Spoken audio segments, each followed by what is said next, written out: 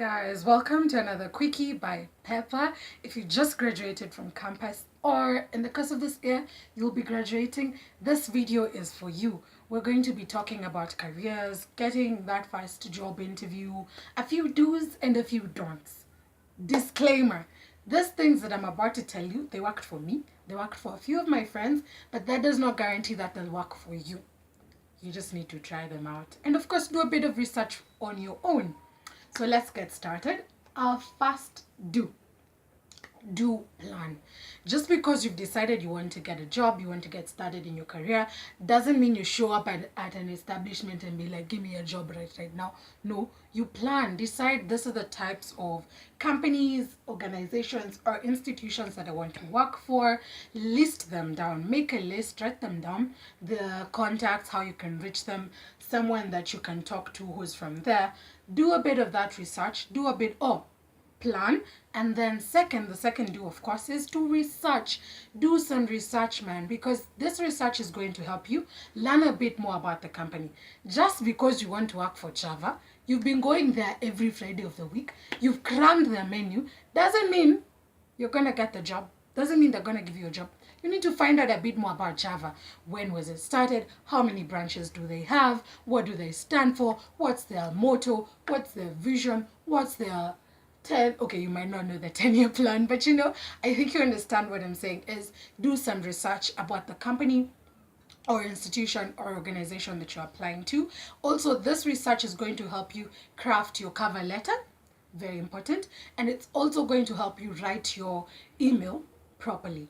When we're in campus, we don't really write a lot of professional emails. Actually, I think the most professional email that we write is to a lecturer to send an assignment or something like that. So do know how to write a professional email. My friend said, and I really agree with him, an email is the trailer to your movie, to the CV and the cover letter, which is like a movie. So it needs to arouse their interest, it needs to excite them about you, and also it needs to be brief.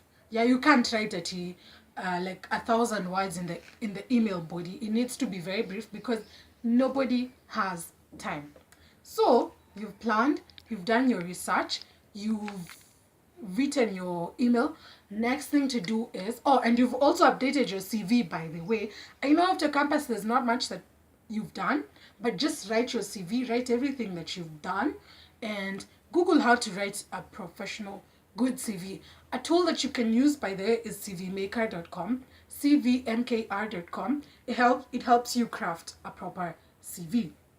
So after you do that, apply to everything and everyone. Do not apply to Java peke and just think, hey, Java are gonna call me right about now. It might be a month later and you haven't even heard from them. So apply to a lot of people. You don't know who's gonna come back to you.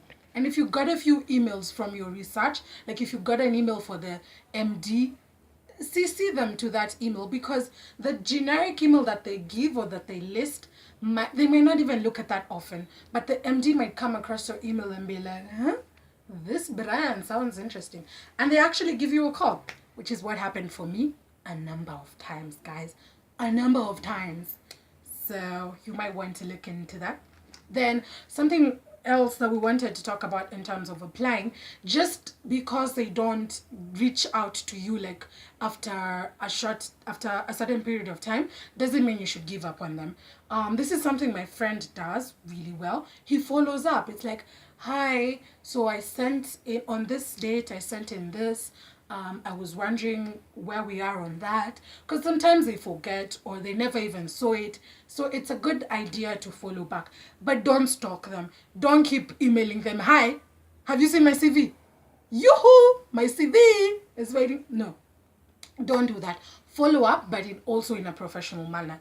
I think the most important thing in this video is be professional at all times. So assuming they have called you for an interview, what should you do?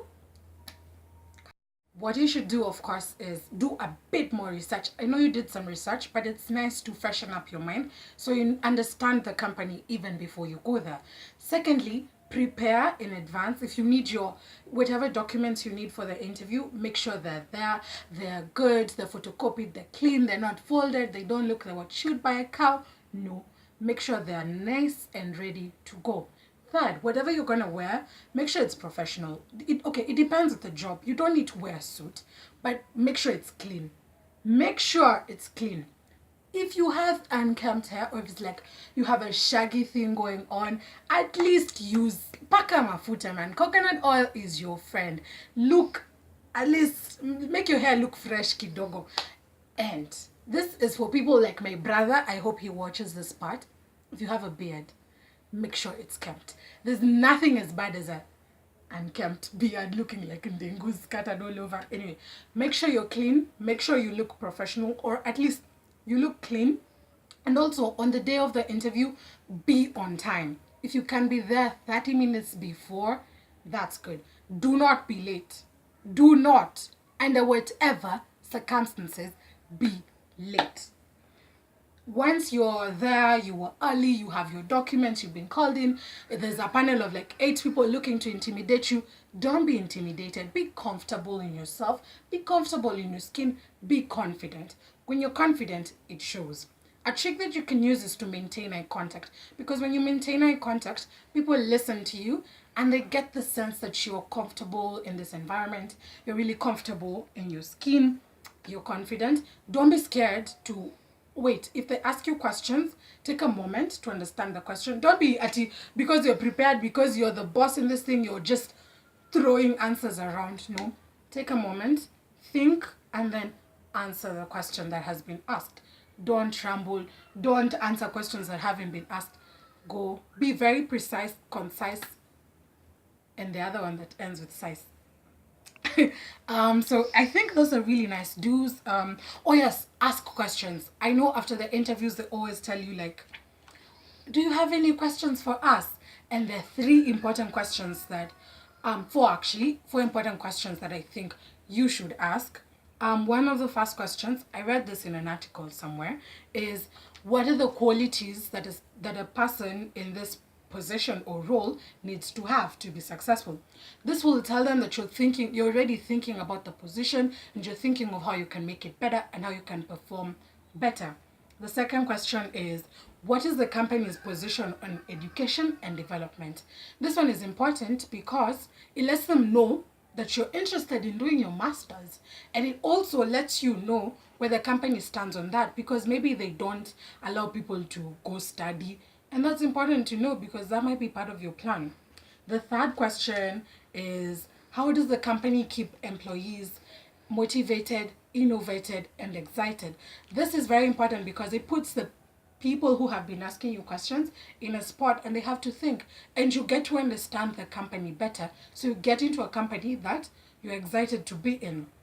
The fourth most important question that I always avoid is money.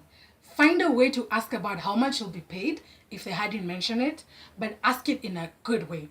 I'm so scared to ask this question, and twice I've started working without knowing what I'll be paid, which makes my parents so angry, because what if I'm paid in food? That's not such a bad idea, but it's important to get in knowing how much you'll be paid. And then, even after they quote a figure to you, when they quote a figure to you, this makes room for negotiation. You can tell them, no, too little, or yes, I see this, I like this. Or you can also ask whether it's before tax or after tax. That's gross and net, because this will help you understand the exact figure that will be getting into your bank account. Those are the do's that you should definitely do. In the description box below. Do share this video with people who you think can learn from it. Like the video, comment, of course, and subscribe. Now, my children, go forth and slay.